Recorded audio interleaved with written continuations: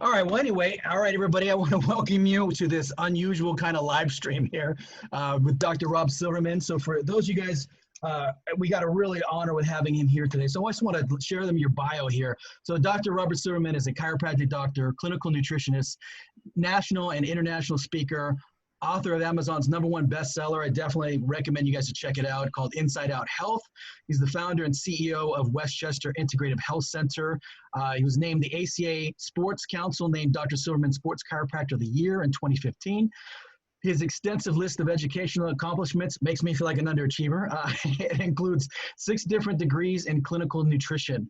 He's on the advisory board for the Functional Medicine University, and is a seasoned health and wellness expert on both the speaking circuits and within the media, as well as a frequent health expert contributor on national blogs such as Consumer Health Digest.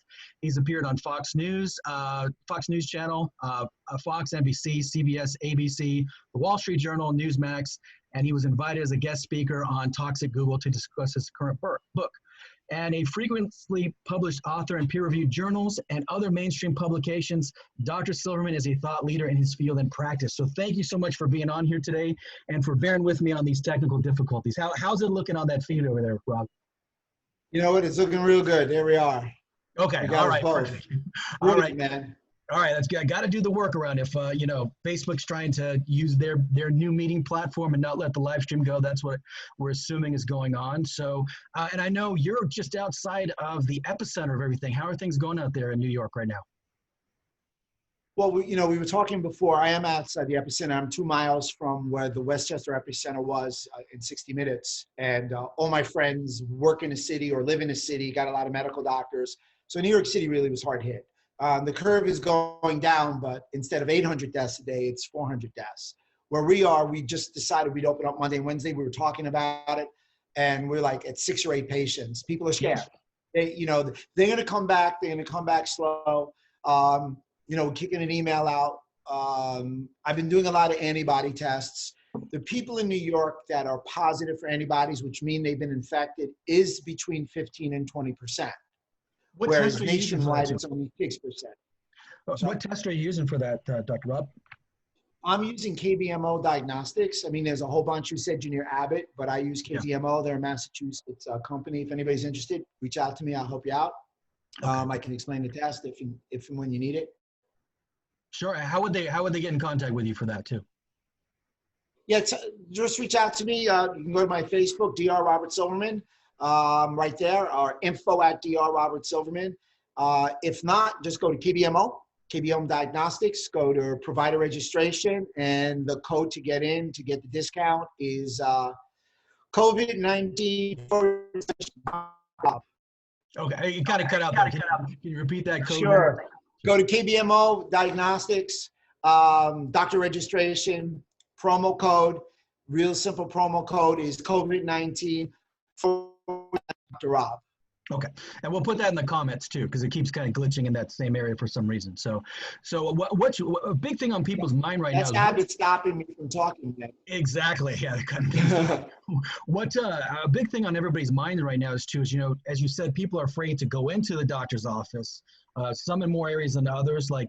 We're shut down out here in California too. I haven't been in my office for about a month, which is a strange thing for me. Longest time I've been off since I was in chiropractic school. What kind of advice would you give to people at home, especially when you're thinking about what can they do to support their immune system? Like, let's even start off with just foods, because a lot of people think they know what eating healthy is, and they may be eating foods that are called healthy, but might be inflammatory, might be causing a problem for them. So what's your advice on that? That's a great question, and you really led me to it. So I agree. And I know you had Tatis Karazian on before, yeah. So Tatis, I watched it. I call him just smartest guy in the room. He's just great. Yeah. He's great on multiple fronts. So it's definitely not good for your confidence when you talk to him, because he's on such another level.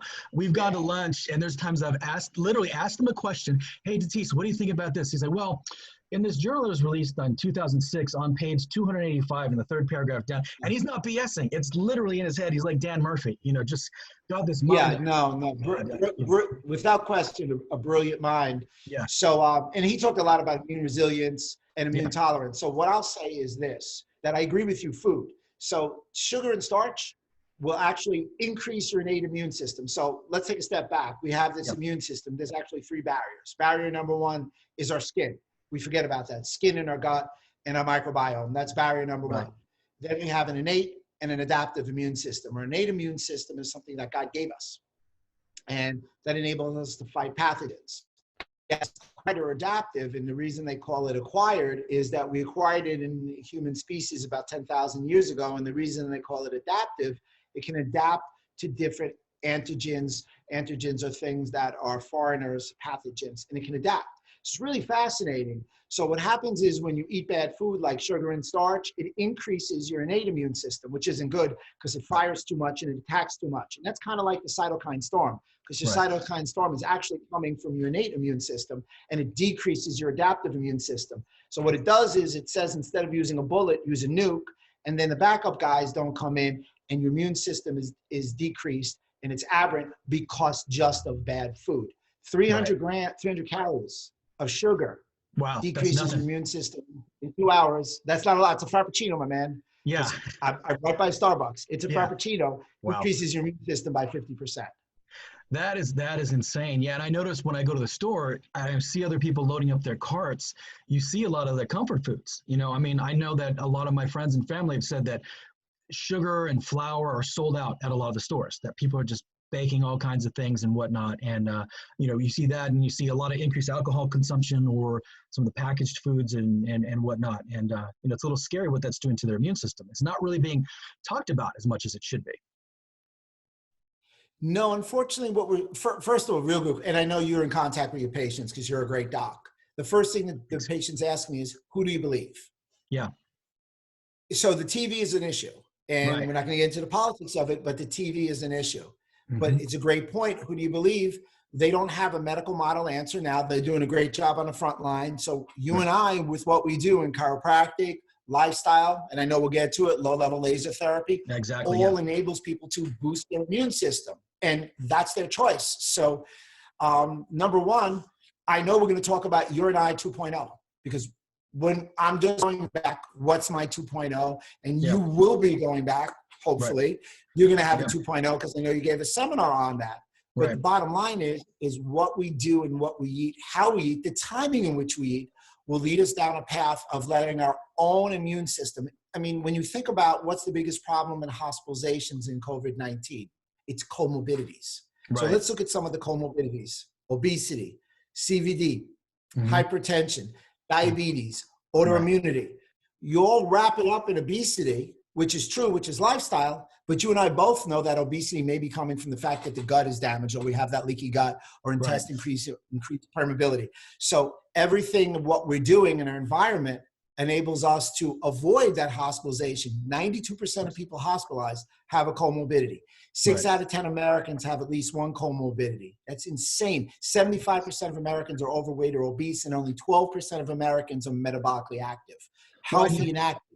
Yeah, and you combine with that now you see everybody posting these pictures of like me before quarantine, me after quarantine, or we're talking about, you know, I remember back in college we talked about putting on the freshman 15, and now we're lucky, you know, there's those memes about the quarantine 19, you know, and so that's even compounding things even worse.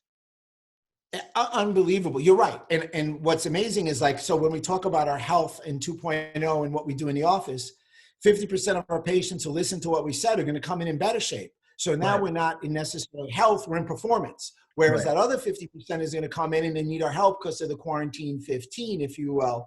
And that poses a problem. And if we don't have an answer and we're kind of navigating this invisible pathogen, the number one thing we can do is take care of ourselves and our immune system. We were just talking about traveling. We're not, you know, we want to be careful, but we both know that we take care of ourselves. So we've done the best job that we can. It's preparation.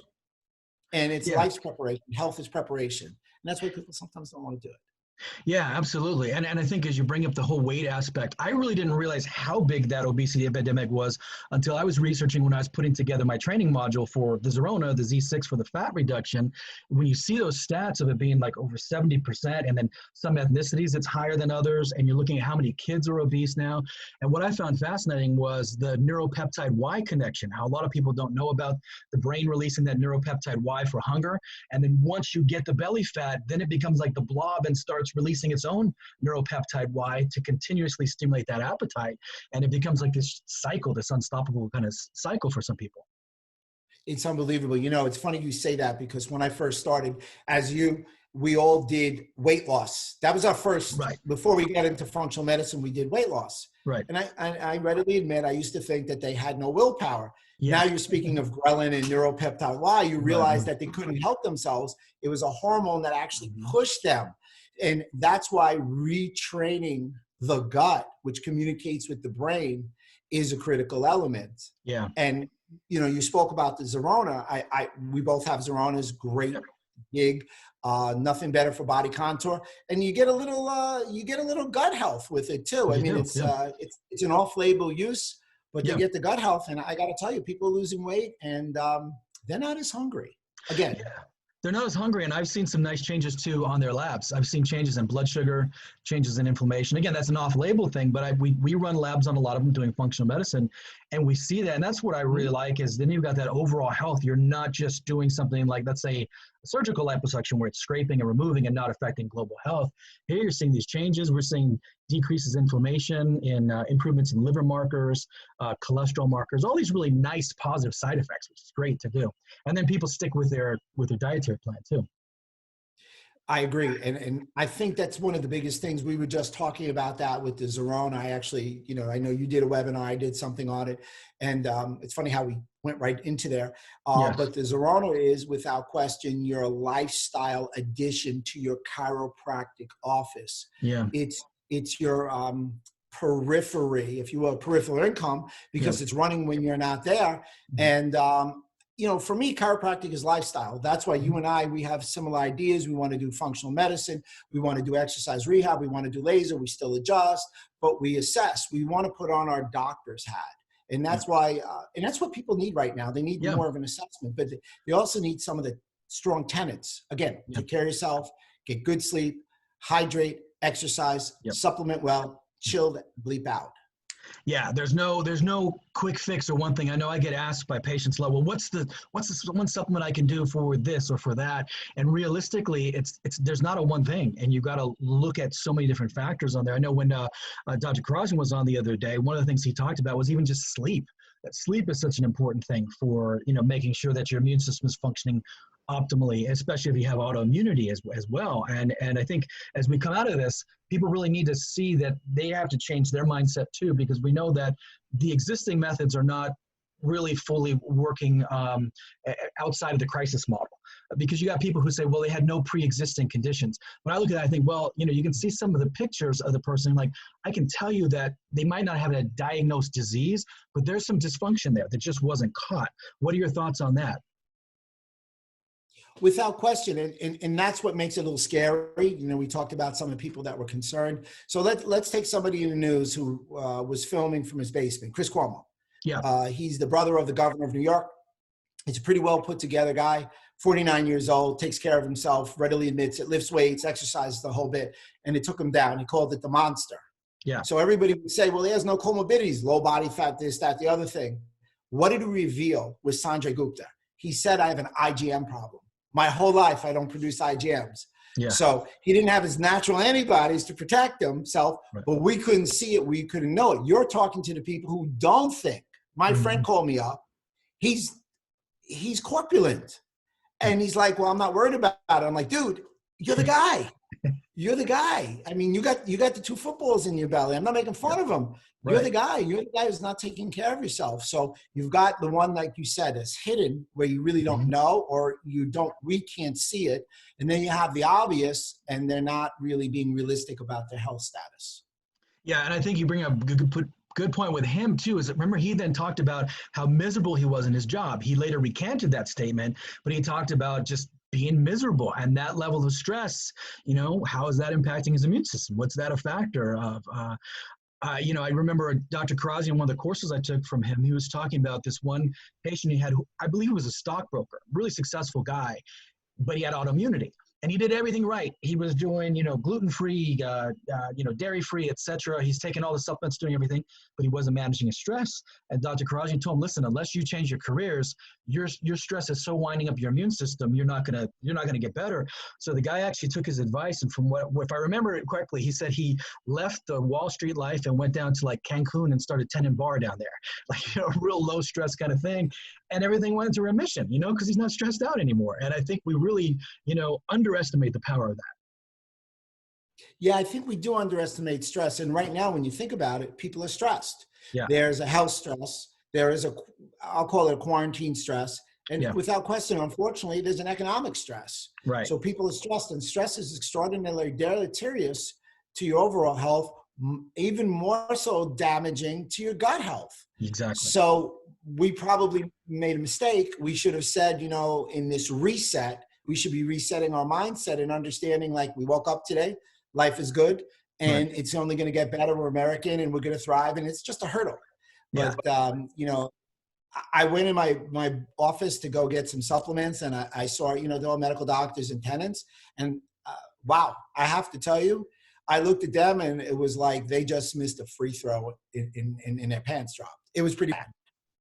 I could imagine. It's got to be crazy out there.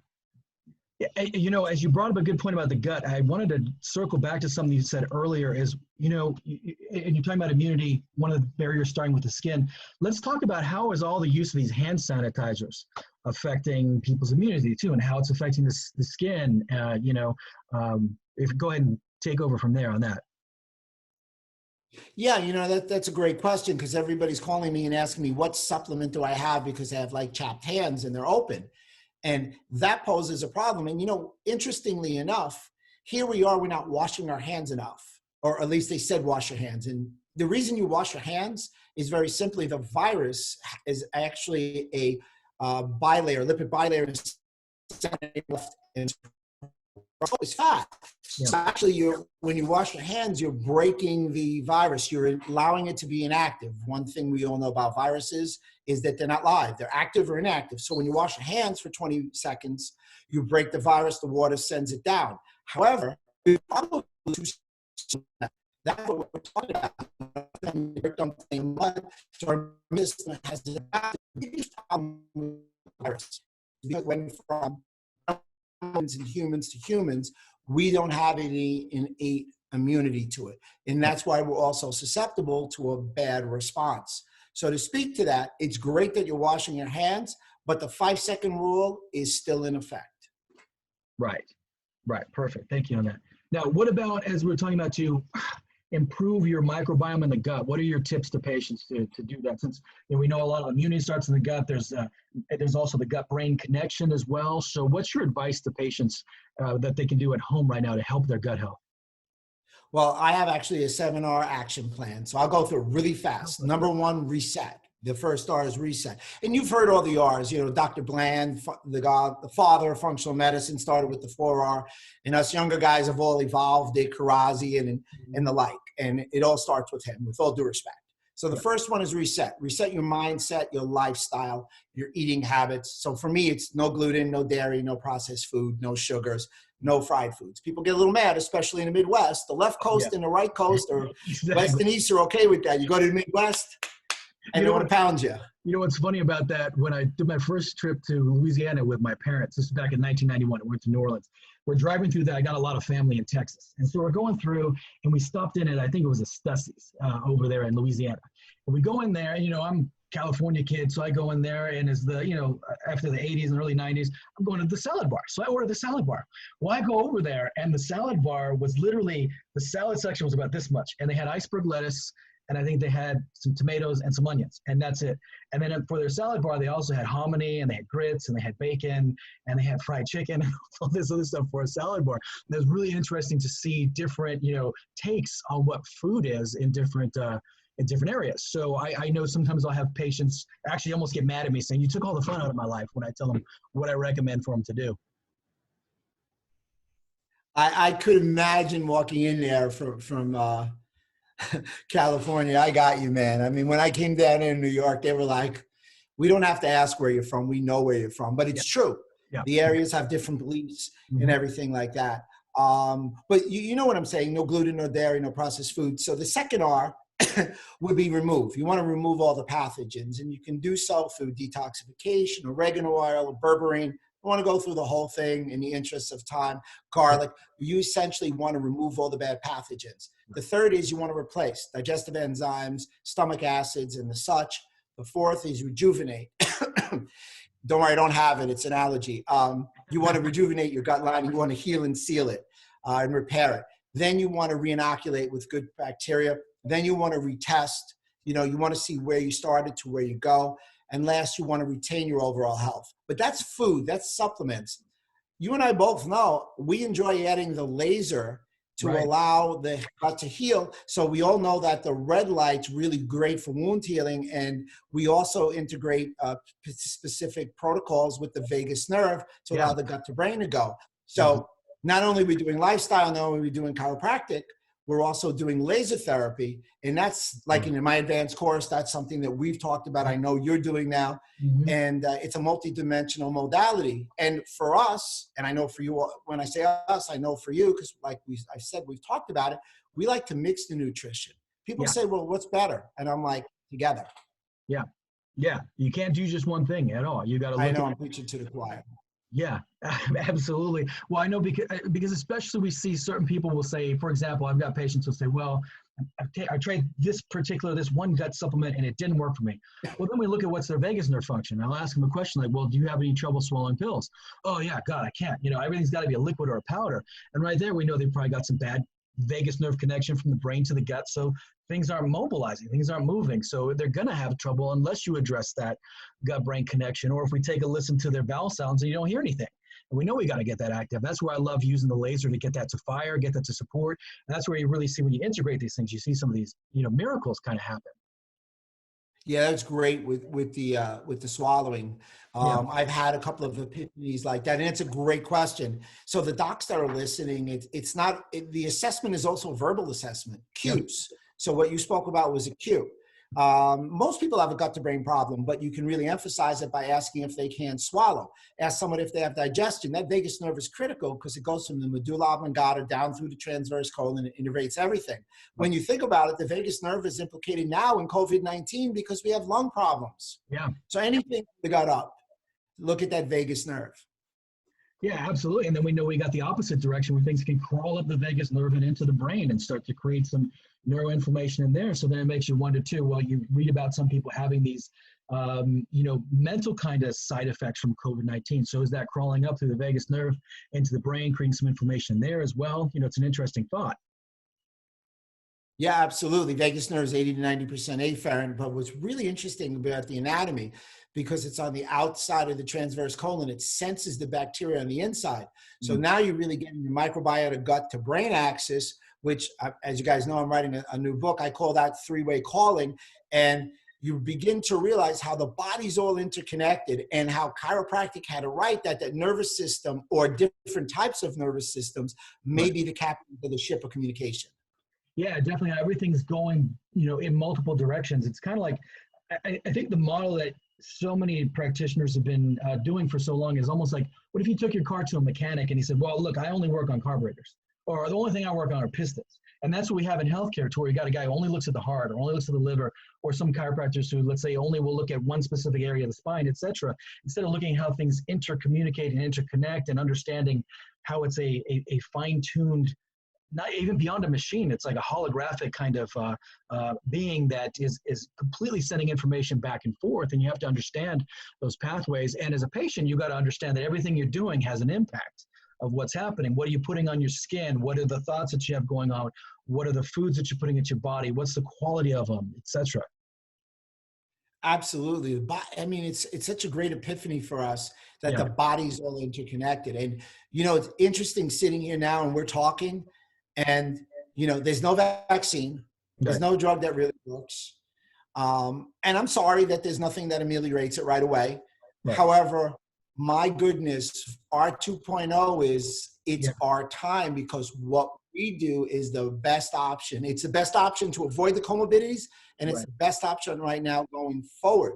People don't realize, if you want to, and you and I really, I know, don't want to go in a vaccine, but the idea of the vaccine Many people have been tested 10, 20, 30 years ago after the vaccine. The antibodies don't last forever, just like this. So what are you left with after the vaccine, after that tenure? Who you are and what you're doing every day, the work that you put into this organ. Jim Rohn once said, take care of your body. It's the only place you have to live. Yeah, absolutely. That's so true. And people forget about that. It's like you're trashing your house. I know I've been guilty of that many times throughout my life as well. And as you're talking about that too, let's help people understand too, when we're looking at lasers, when we're looking at the red and the violet lasers, what are some of the pathways? I mean, we can't treat COVID with a laser, but how does laser actually help? What does it do to help patients who maybe have it or to support their immune system before they get it? No, I really appreciate you saying we don't treat it.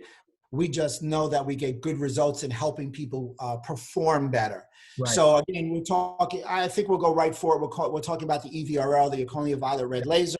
So the red light, as you know, I mean, you know, you've talked about it, 635 nanometer, great for wound healing, great for immune health. Some really good literature on the 635 wavelength on decreasing interleukins, which the interleukin storm, it's been a conversation, and that's actually at interleukin 1 beta, interleukin 8, and interleukin 6. Interleukin 6 is the big bad boy. Right, yeah. That's the bad boy. And you want to know what actually helps decrease interleukin 6? The NRF2 pathway, which you can do through diet, lifestyle, and low-level laser. Right. Now, when you speak about the violet light, as we all know, is antimicrobial, antibacterial, antiviral. So it's an immune enhancing. So with appropriate protocols and other protocols with it, you're now making a cast iron immune system. No one's saying you're not going to get it. We're just saying if you're healthier, you have a less of a chance to get it. And certainly without those comorbidities, you're not going to be hospitalized. There was a woman one of my patients, she's a doc, she's 56 years old, great condition. One day, she said, I had a fever, I had a cough one day. Next day, I woke up, was a little fatigued, took the test, positive, has the antibodies. Where there's some others who are in a different health status, and they called me up and said, Doc, can you get the monkey out of my lungs? He's just sitting and pushing me down. 32, 33 years old, young, presumably in their thought process healthy, 20 pounds overweight, a little too much salvesa, if you will, etc. And there you have it. They're struggling with it, pneumonia, etc. Yeah, it's really interesting. I treat a lot of young athletes and people you would think are healthy. I have kids who look like they're perfect health. We run labs on them, and it's horrendous how much inflammation these kids have on them. And these are some of the top kids in the nation. I know you work with high-level athletes too, and sometimes you run these labs, and they, for whatever reason, are able to get away with stuff to where it doesn't show up on them physically with how they look, and they're still able to perform. Then we run these labs and we see, skyrocketed, inflammatory levels. They're already got like a bad cholesterol profile on there. And then I ask them their diet, and, these kids are like, they're eating like literally like Pop-Tarts or a sugary cereal for breakfast. And then at lunch, they're having like a Rockstar or a Monster and like a bag of chips. And then they're after practice or a game, they're eating like pizza or different fast foods there. And they're not realizing what's going on inside their body, and I'm sure you've seen the same thing as well too, correct? Yeah, I concur. I think youth is a forgivable state of health. Yeah. But I try and tell all my patients that food is a potentiator for inflammation. Bad food is a potentiator for inflammation. Right. And, nothing speaks more than now eating that bad food with what we talked about before, the change in the immune system. And to piggyback on Karazian when he talks about his immune resilience, good diet, good immune response, bad diet, lousy immune resilience. So when the smartest guy in the room just says when you eat bad, all your systems go down, and you eat good, your systems go up. We don't have to make it complex. Yeah. We don't need that 180 IQ. No, exactly. And it's such common sense, but it's amazing how a lot of times we don't tie it together. So many times when I talk with a patient, we see a lot of spikes just in pain and inflammation from Halloween through to Christmas, as people are eating all the comfort foods and, candies and stuff they don't maybe normally do during the summer while they're trying to be, more fit and going to the beach. And anytime I talk to patients about it, they're like, oh my God, I never thought about that. But I always ask them, hey, do you guys have pets? And if they do, ask them, when you take your sick pet, dog or your cat, to the veterinarian, what's usually the first thing they ask you? Is they ask you, well, what have you been feeding them? And if you've been feeding them some cheap garbage food, they're going to tell you right off the bat, no, Got to get them off that. We got to get them on like a medical based kind of food with high quality things and vitamins and essential fatty acids, etc. And so often it just doesn't make that connection in patients' minds. You know what? It's funny. Most people are in quarantine now, or 97% of people are stay home. I think that's the best way to say it. What are the two essential things they say? Food and exercise. Right. I think more people have heard the word exercise than ever before. Exactly. Eat good food and try and exercise. I think that they're like, well, I've talked to people, I walked today. I'm like, well, do you normally walk? Well, no, I'm too busy. Yeah. If you can't figure out 15 to 20 minutes a day of exercise, you got to give me a call. I'll figure it out for you. Yeah. You just have to. Yeah, and then you got to make sure that you're doing the foods right so that you get that dividend on the end of it. Like 10 years ago, I used to go to Lou Ferrigno for personal training. And so it's great to go to his house and get trained with him. I looked like a 12-year-old boy in front of him. He's still so massive and such great shape. But that was the thing he told me. He said, hey, listen, for your physique, he's like 90% of what you're going to do is what you eat. He said, we're doing like 10% of it here in the gym. You got to make sure that you're eating right. Otherwise, you waste your time. And it made me think back to when I was playing college football. My buddies and I, we would go and put in 2 hours in the gym, and then we go to McDonald's and eat like a Big Mac and 3 cheeseburgers, 2 orders of fries, a diet soda, and a chocolate shake, and then we wonder, why aren't we really, getting as good of results? And sometimes there's that disconnect between the two of them. And as you're talking about exercise, so what are your tips, since gyms across the US are shut down, what are your exercise tips for what people can do at home to make it nice and easy, something they can comply with to help them? I think that's a great question. And it's so funny seeing all my friends who are online exercise guru, everything's just exploding. So number one, obviously, if you can go outside and take a walk, go for it. Number two, body weight exercises. So what body weight exercises? If you're relatively athletic, burpees. Go do, my wife, I'm going to tell her what she did. She did 100 burpees in 10 minutes. So it was 10, right. And that was at the end of a workout. So burpees are total chaos. Go for it with the jump. Yeah. With the jump, none of the little half push-up, throw yourself on the ground. You got to do the push-up. You got to do the jump. That's a burpee. You have air squats. You have push-ups. You have planks. You have bird dogs. You have body weight exercise. I saw a buddy of mine. He's a professional race car driver. He was picking up heavy bottles of water, and he was doing snatches with a heavy bottle of water. That's an advanced move, but the point is body weight. So if you can't do that, walk the house. Try and hold a plank. Try and do a modified push-up. Get some exercise and jump rope. Yeah. Walk up and down your stairs. Yeah, absolutely. Stairs are a great one to do. Absolutely. We got a pool. If you can get in there, do some laps in the pool. Yeah, there's so many things you can do.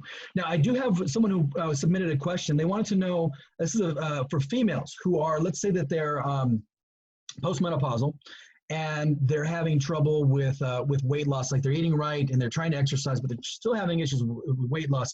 Do you have any recommendations or thoughts on like some of the supplements or the creams that are natural ones to kind of support female hormones, like wild yam or those other kind of things? Any thoughts going with that to help, or any particular advice for a female who is trying to eat right? They're gluten-free, dairy-free, exercising, but they still just can't lose the weight. Yeah, absolutely. I mean, I have no problems with the creams. What I found with most of these menopausal, pre and postmenopausal, is the problems with the hormones, estrogen and a drop into the progesterone or the cycle in general. So my suggestion is a good detox program. Now remember, detoxification, the number one site where estrogen gets detoxed is in the liver. 2 out of the 6 phase 2 pathways are all pointed towards estrogen. Having said that, detox, but maybe emphasis on an estrogen detox through that methylation pathway. Try that. See, talk to Dr. Gair. I'm sure there's somebody that Try that. You'll find that extraordinarily effective. Upregulate your cruciferous vegetables. Get that sulforaphane going. It's a missing gem. People don't talk about that enough. No. You mix those two with a good probiotic at the same time, because what happens is when you're detoxing estrogen, it comes through and you're trying to get rid of it through the poop. Sometimes there's an enzyme called beta-glucuronidase that actually cleaves it and gives you a secondary tissue attachment. You don't want that. You can block that with a probiotic. And who doesn't want to take care of their gut? So you do a couple of those subtleties, life is good. Fantastic. That's fantastic. And how about since people are worried a lot about inflammation right now, are there particular supplements that you like that, let's say with your patients, as you've got them coming in, what are some of the recommendations you give to them to try to help them dampen inflammation? Well, obviously food, we want to eat an anti-inflammatory food. The things I mentioned, stay away from grains, decrease food without question. What are my best, say, key anti-inflammatories? Curcumin, turmeric, if you will, or curcumin's the main ingredient. Curcumin decreases the NF-kappa B pathway, which is that signal transducer that leads to cytokine storm. It upregulates the NRF2 pathway. Omega-3 fatty acids are great, help with the cell membrane. Always overlooked D3 with K2, about D3 5000 with K2, puts the brakes on inflammation. It's outstanding. Yeah. I like pro-resolving mediators. They are a fractionated fish oil that allow for the resolution of inflammation. I mean, and there's a whole bunch of others. I still would give something to support the gut, maybe like a probiotic. Right. I think that would be good. Interestingly enough, omega-3s and vitamin Ds have a tremendous gut enhancing properties. So that would be that. And you know what? I'm going to throw it out to you. Maybe low-level laser. I think that would work pretty good. A little sarcastic. Yeah, of course, low-level laser. Absolutely. Absolutely. Yeah, we have ours at home, and we've been using it on a daily basis, even getting it on our cats as well, because you just, you can never underestimate the power of what you can do with a laser. And as a nice side effect too, there's even tissue regeneration properties to that. That's not what it's FDA cleared for, but have you heard my story with my cat, what we did with him? So my cat, Poopsie, he's a giant Maine Coon. We came home one weekend, he was 11 years old, and we had been out for a nice, evening, and we come back and, if you have pets, do they get sick during normal vet hours or after hours and on the weekend? It's pretty much always these after hours when you got to pay like $600 or $800. So we come in and Poopsie's lying down on the ground and he's unresponsive. I pick him up, his head's floating around like this. It's like 11 o'clock on a Saturday. We rush him over to the emergency vet. They do an ultrasound on him and they're like, hey, we got some bad news. He's got acute necrotizing pancreatitis. He's got 90% destruction of his pancreas. You need to put him to sleep. And I wasn't ready for that. I asked him, do you have any other things you can do? And like, no, there's nothing we can do. I said, well, you know what? I'm going to take him home. What I need to watch for, I'm going to try my lasers on him. And the doc kind of rolls his eyes at me thinking I'm crazy. So he tells me, well, go ahead and take him home. But by Wednesday or so, he's probably going to be yowling and in a lot of pain and he won't want to eat. So you need to bring him back. So what we did is what we did like we would with a human. We changed his diet. We got rid of the inflammatory food that we were feeding him. We got him on a real natural, grain-free kind of diet.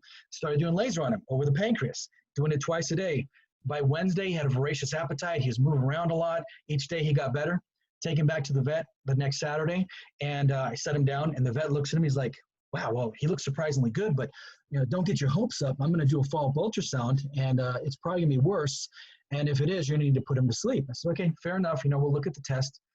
He goes back there, he runs the test, and I can see him looking at the results, and he's like scratching his head. He calls another doctor over, and they're both discussing it, and then he waves me in. And as I come in, he just asked me, he's like, what the hell did you do? And I asked him, why, what's wrong? He's like, no, nothing's wrong, but what the hell did you do? He said, this is his ultrasound last week. This is it this week, and you just got 90% regeneration of his pancreas. It went from 90% destruction to where it's 90% of normal. He's 11 years old, and we've never seen this in a cat.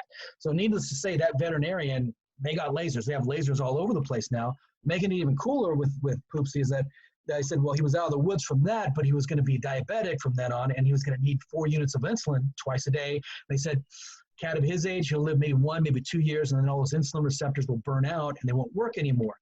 And they said you'll keep needing increasing dosages. You're going to expect to spend at least $300 or more a month on his insulin. Well, I kept lasering him.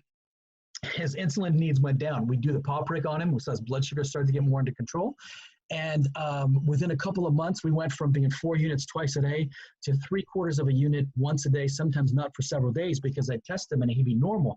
And every time I take him into the vet, and again, this vet's now using lasers, so he was like, I can't believe what you got going on with this cat. I mean, literally, he doesn't need the insulin that he used to need. And he lived not just 1 or 2 years, but another 6 years. So I love that story because I got an extra 6 years with my cat.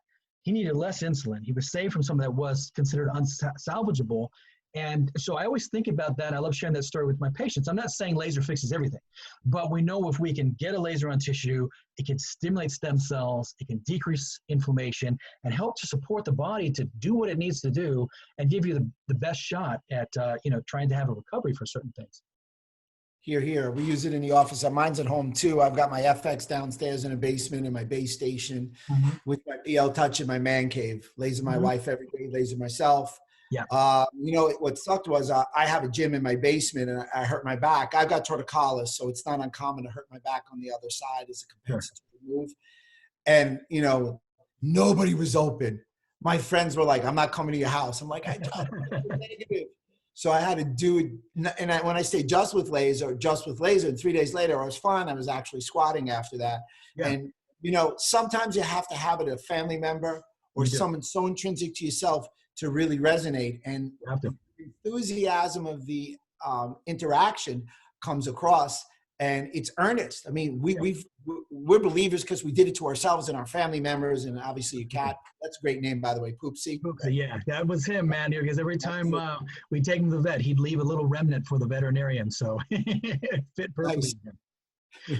Yeah, and these stories, you know, I had a really busy January and February with a lot of travel, and during Christmas time, I got tripped up going down my stairs and had a really bad fall to where I literally partially tore my MCL and had a hairline fracture of my big toe. And I'm thinking, my God, how am I going to, you know, be able to travel and teach other doctors this? And fortunately, I just taught a laser seminar down in San Diego, so I had my FX at home. And I told my wife, she's like, hey, are you okay after I fell? I'm like, no, I'm not. Because literally I tried to get up. I was in so much pain. I started to black out. But I told her, you know, set up the FX for me. I got under it on the table, got the laser on there. That decreased the pain immediately as I was on it. And literally within about 4 weeks, I was back to where I could, you know, actually kind of jog on it. And that was just amazing to see that change. It was important for me because I'm using it on patients. Sometimes you forget about how powerful a tool you have, you know, in your tool belt. Agreed. You know, I'm a big proponent. I've always asked, you know, chiropractors and doctors, what do you do with yourself? You know, my friend's an anesthesiologist, and, you know, I went, and his group, I said, you know, you guys, you're fit, you're thin. He goes, yeah, man, we lived a life. But the other guys, not taking shots at MDs, definitely looked like they were attacking the Doritos at 12 o'clock at night. So I agree with you. You know, if you own the candy store, you can eat candy. So we own the laser store, so it's okay. Absolutely, and we have a lot of positive side effects with this instead of the negative ones of the candy store.